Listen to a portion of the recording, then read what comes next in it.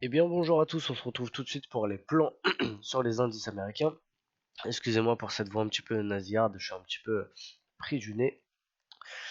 Alors, alors aujourd'hui déjà il n'y a pas de news pour le contexte, pas de news, donc aucune restriction sur FTMO ni sur Wiget.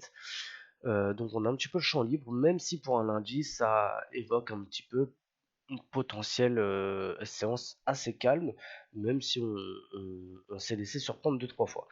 Alors, pour les plans.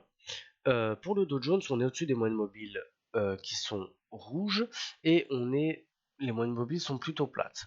On a cassé les 61,8 de la dernière vague de baisse, la dernière petite correction, et on valide en weekly un espèce de double bottom, pardon. On valide un espèce de W plutôt cool. 1, 2, 3 et 4. On a cassé la ligne de coup juste ici. Et normalement, si on reporte la hauteur, et ben, on est censé arriver à peu près sur les 100%, voire un petit peu plus. En H4, on est au-dessus des moyennes mobiles qui sont vertes. On a pété la ligne de coup, pour le coup, qui avait déjà été résistance plusieurs fois. C'est le chiffre rond des 38 800. Plutôt intéressant de voir qu'une ligne de coup se valide sur, la cassure d'une ligne de coup se valide sur un chiffre rond comme ça. Côté, c'est tout. Côté H1, on a un espèce de squeeze des bandes de Bollinger, mais on est au-dessus des moyennes mobiles rouges. Donc pour les plans, au-dessus des moyennes mobiles vertes, pardon. Donc pour les plans, et ben on attendra la cassure des précédents plus hauts, c'est-à-dire les 38 970. Ou sinon, donc dans ces cas-là, cassure, on paye jusqu'au 100%, comme on a dit tout à l'heure, sur des setups de continuation, type OPR. Et dans le cas d'un petit repli, d'un retest des précédents top, les 38 800, on pourra travailler et de la réintégration d'OPR si jamais on est encore dans les modes mobiles ou au-dessus des modes mobiles en H1. Ou alors on peut aussi très bien aller chercher de la bulle ou de la div en M5 ou M15.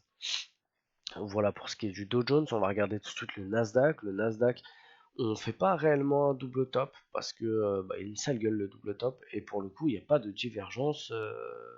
Donc généralement quand il y a un écart entre les deux indices, c'est souvent qu'il y en a un des deux qui fait une divergence et pas l'autre. Et bah là c'est pas le cas. On est au-dessus des moyennes mobiles rouges qui sont plates. On n'a pas encore cassé les 61 contrairement au Dow Jones. Et je crois que c'est un petit peu tout ce qu'il y a à dire. À part qu'on est sur une zone très intéressante, mais ça on va le voir en H4. Le H4, on est au-dessus des moyennes mobiles rouges. On a pété les anciens tops, les 17 300.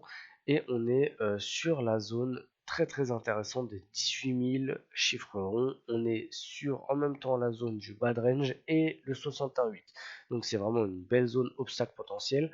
Donc on va faire un petit peu attention à cette zone là. En H1, on a fait une divergence baissière sur cette zone obstacle potentiel, mais malheureusement on a cassé la ligne de coup. On a cassé la ligne de divergence sur le RSI, donc la divergence c'est plus trop d'actualité. Concernant les plans pour le Dow Jones, pour le Nasdaq, pardon, c'est un petit peu comme le Dow Jones. On casse les plus hauts et le 61,8 là cette fois-ci on attendra de s'extraire vraiment correctement de la zone. Pourquoi pas de combler le petit FVG sur la bougie du 15 avril avant de continuer de payer ce marché. Pourquoi pas, c'est peut-être un peu plus sécuritaire, on va dire. Et dans le cas, on viendrait corriger un petit peu aux alentours des 17 930. Pourquoi pas venir chercher un setup de retournement là-dedans. Une petite divergence, un petit truc.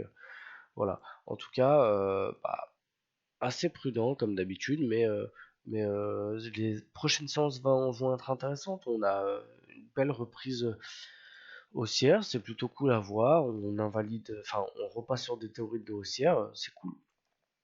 Je vous souhaite une très très bonne journée de trading à tous et à ce soir pour le débrief ou pas. Si je fais pas de trade, je ferai sur mon pas de débrief. Salut à tous.